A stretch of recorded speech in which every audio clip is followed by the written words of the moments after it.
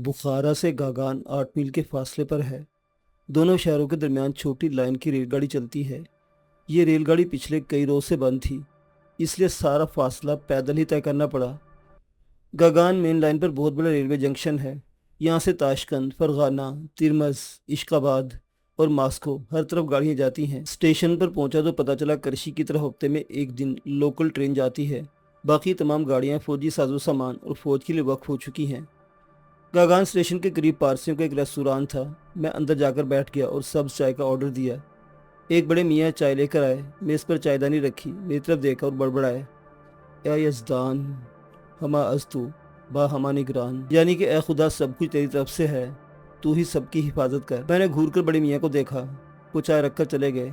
कुछ दूर जाकर पलटर आहिस्ता से पूछा, है बालाई फारसी मिदानी, यानी कि अपहाड़ी, तू फारसी जानता है? कम कम, मैंने कहा। तू अज फरखाना शनाख्तम ना, तुम फरगाना के रहने वाले हो, क्या नहीं पहचाना? शहर सब्ज़ भी फरगाना की तरह खुली हवा, सतह मुर्तफ़ा और फलों का मरकज़ है। शायद इसीलिए आप मुझे फरगाना का ख्याल कर रहे हैं, मैंने जवाब दिया। बड़े मियाँ चले गए। थोड़ी देर के बाद रूसी डबल रोटी लेकर आए। मेरी ज़ुबान से बेख्ता निकल गया, मैं इनकी डबल रोटी नहीं खाया करता। फिर अपने थैले से समरकंदी कुलचे का एक टुकड़ा निकाला। मेमन कशलाक से रवाना होते वक्त दामिला बुखारी साहब ने कुलचों के चंद टुकड़े मुझे अनायत फरमाए थे। ये टुकड़ा इन्हीं में से एक था। बड़े मियाँ ने कुलचे को गौर से देखा, इधर उधर नज़र दौड़ाई, फिर आहिस्ता से बोले, ये टुकड़ा कलीज बाजू का पसखूरदा मालूम होता है, ठीक है ना? बड़े मियाँ का मतलब ये था कि ये टुकड़ा मुजाहिदीन और छापामारों के दस्तरखान का बचा हुआ है। मैंने तजाहुल से काम लिया, इतनी फारसी मुझे नहीं आती, बस काम चलाने की हद तक जानता हूँ। बड़े मियाँ मुस्कुराए और कहने लगे, साहिबजादे, कुलचे का ये टुकड़ा दामिला बुखारी के दस्तरखान का है, क्या वहीं से नहीं लाए? ये दामिला बुखारी कौन साहिब हैं? मुझे इनका दस्तरखान से क्या वास्ता? वही दामिला बुखारी जो समरकंद के शुमाल मशरिक में मेमन कशलाक में रहते हैं। क्या तुम वहाँ नहीं गए थे? अब क्या शहर सब्ज अपने मामू के पास नहीं जा रहे? बड़े मियाँ ने कहा। मुस्कुराहट इनके पूरे चेहरे पर निखर गई थी। मैं सोच में पड़ गया, ये पीरे मर्द या तो कम्युनिस्ट पार्टी का आदमी है और मेरे पीछे लगा हुआ है, या मुजाहिदीन के गिरोह से ताल्लुक़ रखता है। बड़े मियाँ ने बदस्तूर मुस्कुराते हुए चायदानी उठाई और चले गए। 5-6 मिनट के बाद वापस आए, कहने लगे, कल बुखारा में बड़ा ही जुल्म हुआ, बेशुमार बेगुनाह लोग मारे गए, लेकिन ये तो अभी इब्तदा है, देखिए इंजाम क्या होता है। फिर अचानक पूछा, क्या ईशा की नमाज़ पढ़ ली है? मैंने इस बात में जवाब दिया तो बोले, आज रात 3 बजे लोकल ट्रेन करशी जाएगी, इसमें सवार हो जाना। बड़े मियाँ की हर बात हैरानकुन थी। इसका मतलब ये था वो मेरे सफ़र के एक एक मरहले से वाकिफ़ हैं। मैं जवाब देने के बजाय चुपचाप इनकी तरफ देखता रहा। फिर वो चले गए। कोई आध घंटे के बाद वापस आए, एक कागज़ मुझे दिया, कहने लगे, ये लो करशी का टिकट। अब मुझे इत्मीनान हुआ। बड़े मियाँ मुजाहिदीन से ताल्लुक़ रखते थे।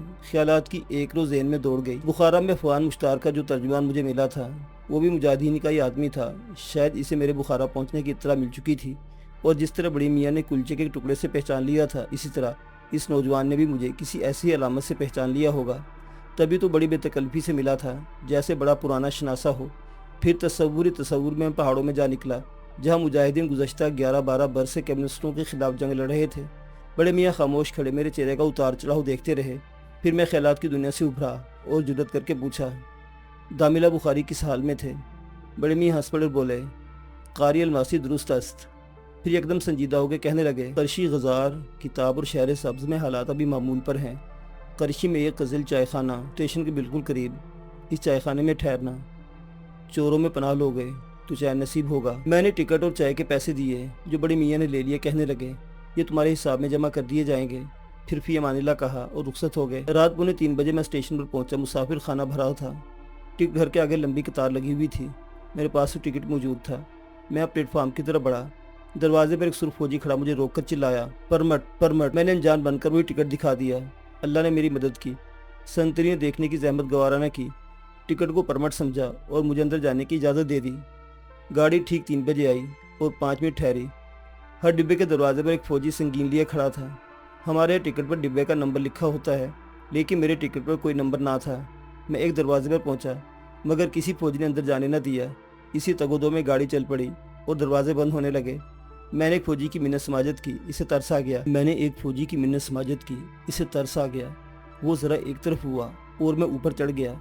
मेरे पीछे 6 रूसी जेब कुतरे भी डंडे के साथ लटक गए। गाड़ी की रफ्तार तेज हो गई तो रूसी डब्बे के अंदर आ गए। डिब्बे में 3-3 बर्थ थे जिन पर 3 उज़्बक बैठे थे।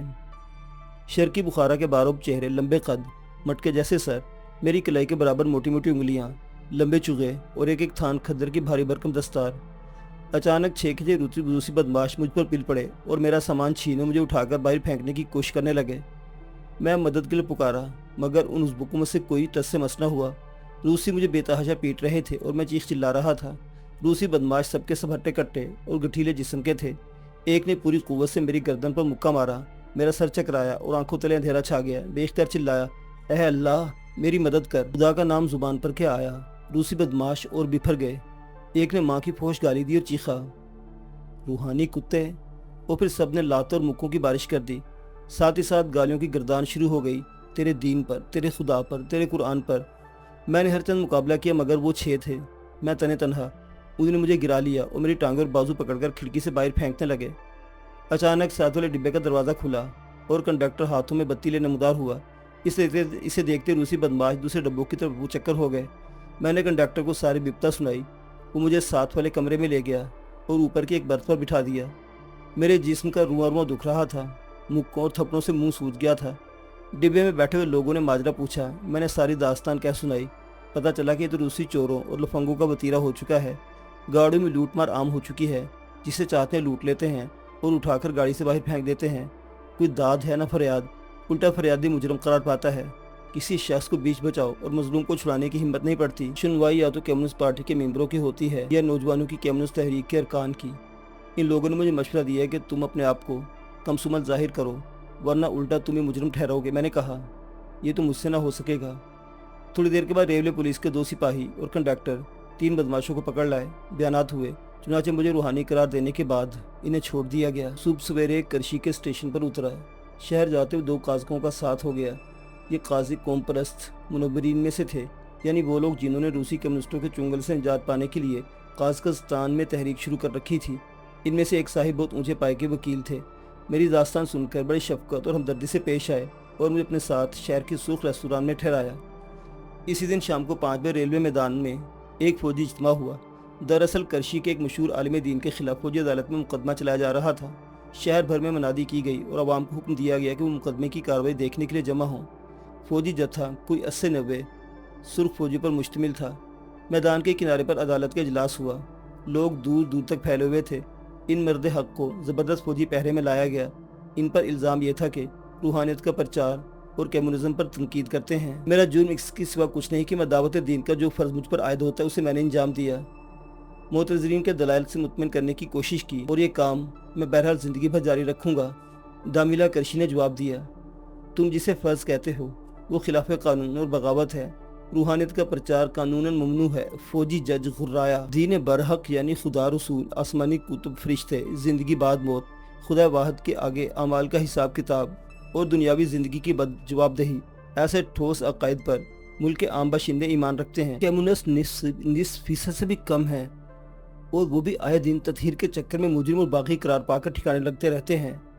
मुल्क की अक्सरियत अपना दीन नहीं छोड़ सकती। कम्युनिस्टों के हक की आवाज़ सुनने की ताब कहाँ थी। अभी इस मर्द मुजाहिद ने अपनी बात पूरी नहीं की थी कि 303 की गोलियों ने इसका सीना छलनी कर दिया। मैंने देखा पूरा मजमा फौज के घेरे में था। अवाम निहत्ते थे, लेकिन जब उन्होंने इस मर्द मुजाहिद को गिरते देखा तो इनकी आंखों में खून उतर आया। मैदान नारों से गूंज उठा। मशीन गनों का रुख यकायक अवाम की तरफ मुड़ गया। गोलियां ओलों की तरह बरसने लगी। बास बहादुरों ने जान पर खेलकर सुर्ख सिपाहियों से राइफलें और मशीन गनें छीन ली और फिर 10 पे 10 जंग शुरू हो गई। थोड़ी देर के बाद मजीद फौज पहुंच गई, जिसने रेलवे स्टेशन, वस्ते शहर और रेलवे गोदाम के पास डेरे डाल रखे थे। 1.5 घंटे के बाद पूरे शहर पर भयानक खामोशी छा गई। मैं मालगाड़ी के एक डब्बे में छुप गया था। मैदान खाली हो गया तो बाहर निकला और छुपता छुपाता रेस्तोरां पहुंचा। मेरे दोनों साथी बेहद मुतफक्किर थे। मुझे देखकर सुकून की लहर उनके चेहरों पर दौड़ गई। उस रोज़ सुर्ख फौज की गोलियों से करशी में कितने लोग शहीद हुए, इनका ठीक ठाक अंदाज़ा बहुत मुश्किल है। शहर में मुख्तलिफ अफवाहें थी। बहरहाल ये तादाद सैकड़ों तक पहुंचती थी। करशी में हम 3 दिन रहे। चौथे रोज़ रात के वक्त शहर सब्ज़ की तरफ रवाना हुए। मेरे साथी ने कहने लगे, वहाँ अभी तक अमन व अमान है, लेकिन आखिर कब तक? करशी पर काबू पा लिया गया तो वहाँ भी यही खूनी ड्रामा खेला जाएगा। करशी के इस कत्लेआम के मुतल्लिक रूसी अखबारात में एक लफ्ज़ तक शाया न हुआ। इसके बावजूद ये अंदोना खबर फैल गई ہر جگہ مسلمانوں کے جذبات بھڑک اٹھے۔ کرشی میں ابھی تک سخت کشیدگی پھیلی ہوئی تھی۔ جب میں غزار کی طرف روانہ ہوا تو سرخ فوج پورے شہر کا محاصرہ کرنے میں مصروف تھی۔